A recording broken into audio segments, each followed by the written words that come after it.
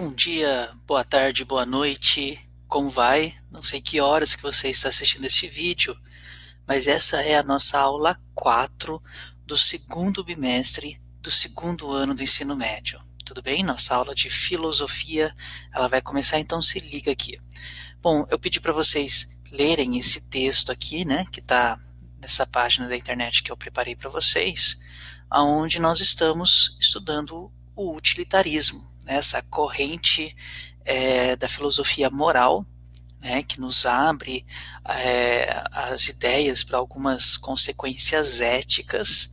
E a semana passada nós vimos o pensamento do Jeremy Bentham, tá? Fizeram um exercício sobre isso e tal. Agora nós vamos para alguém que vem posteriormente ao Bentham, mas continuando ainda a reflexão, né, utilitarista, que é o John Stuart Mill, né, esse sujeito que vocês podem ver aqui nessa imagem. Olha só essa frase dele, né? Quem só conhece seu próprio lado do problema sabe pouco sobre ele. Ou seja, uma situação relacionada com a vida humana, ela sempre tem múltiplas facetas. Ela tem muitos lados, né? Não apenas um.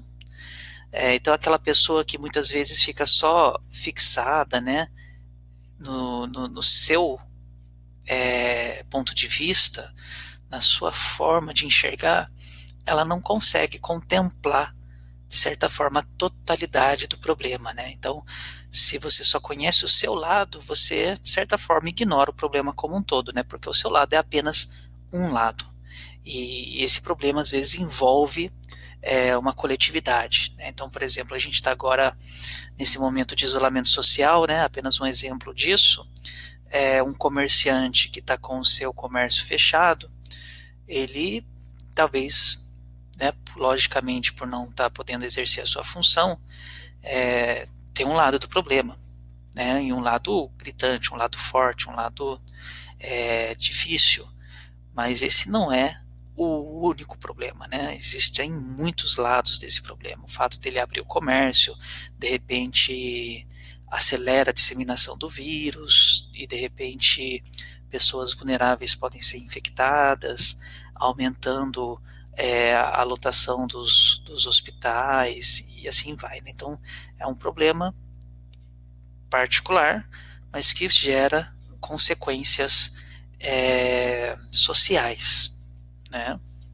Então, olha só, o Stuart Mill, filósofo inglês do século XIX, contactou desde cedo com as ideias de Jeremy Bentham, amigo de seu pai e fundador do utilitarismo. Na sua obra Utilitarismo, argumenta contra toda tentativa de fundamentar a moral em valores ou princípios absolutos, né? Ou seja, não existe uma tábua de princípios morais que devem ser obedecidos. Aquilo que deve comandar a nossa ação moral é, de certa forma, a razão que vai analisar o contexto. As propostas filosóficas de Stuart Mill pretendem afirmar o homem em seus direitos e liberdades fundamentais, acreditando que cada indivíduo se encontra em processo de evolução. A ideia de progressão do espírito humano é central na sua filosofia, né? Então, ou seja, a ideia de que com o passar do tempo o ser humano ele evolui, ele progride em relação a suas ações, em relação a sua conduta, é algo presente no pensamento do John Stuart Mill, tá? Olha só, agora nós veremos aqui dois momentos aqui do seu pensamento, né? A questão da utilidade como critério da moralidade e a questão do consequencialismo, né? Muitas vezes o utilitarismo ele é compreendido como uma corrente ética consequencialista, porque ela dá um foco muito grande não na ação em si, mas nas consequências dessa ação, ok? A utilidade como critério da moralidade, vamos lá. Para que o indivíduo saiba discernir as boas das más ações, isto é, para que possa justificar devidamente as suas escolhas, é preciso encontrar um critério geral de moralidade. Este critério é apresentado por Stuart Mill do seguinte modo: o credo que aceita a utilidade ou o princípio da maior felicidade como fundamento da moralidade defende que as ações estão certas na medida em que tendem a promover a felicidade, e erradas na medida em que tendem a produzir o reverso da felicidade. Por felicidade entende-se o prazer e a ausência de dor. Por infelicidade, a dor e a privação de prazer.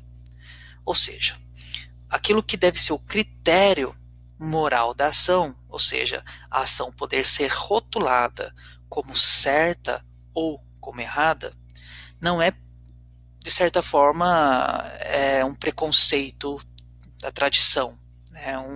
Uma regra que vem da tradição, não. Mas a análise do contexto, de perceber os frutos que essa ação vai gerar. Se essa ação ela produz uma quantidade de prazer para um maior número de pessoas, para o maior número de pessoas possíveis, é uma ação correta. Se essa ação ela proporciona o contrário do prazer, como diz aqui o texto, né, dor ou privação do prazer para um grande número de pessoas, é uma ação que deve ser analisada como sendo errada, né? Ou seja, o critério é a consequência, a produção de bem-estar social, de certa forma. É segundo este critério que toda ação útil se torna legítima. Todavia, a felicidade alcançada não faz do critério moral utilitarista um critério fomentador do egoísmo. Os prazeres espirituais, os que, segundo Mill, proporcionam a verdadeira felicidade. Com efeito, a moral utilitarista não exclui o altruísmo e a dedicação ao outro. Ou seja, o que acontece? O que é o altruísmo? Né? O altruísmo é a capacidade do ser humano de se colocar no lugar do outro, né? De ajudar o outro.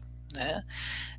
Nesse sentido, então, essa corrente moral, o utilitarismo, ela é uma corrente em que você, diante da sua escolha, você coloca o outro nesse cálculo, de perceber o quanto que aquela escolha sua vai beneficiar, né, a sua família, vai beneficiar a pessoa que está com você, vai beneficiar as pessoas que moram no seu bairro, vai beneficiar as pessoas da sua sociedade, a humanidade em geral, né, em última análise, ok? Segundo a ética utilitarista, o princípio da maior felicidade estabelece que as ações praticadas devem ser capazes de trazer a máxima felicidade para o maior número possível de indivíduos. Ora, a máxima felicidade para todos, ou seja, a humanidade, surge como objetivo principal da filosofia utilitarista. Ok?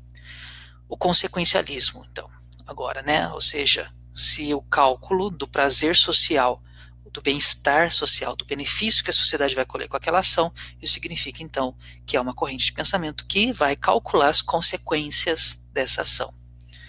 A concepção utilitarista da moralidade faz depender a moralidade das ações das suas consequências. Se o resultado de uma ação for favorável ao maior número, então a ação será moralmente correta, e moralmente incorreta se os resultados não forem positivos para a maioria.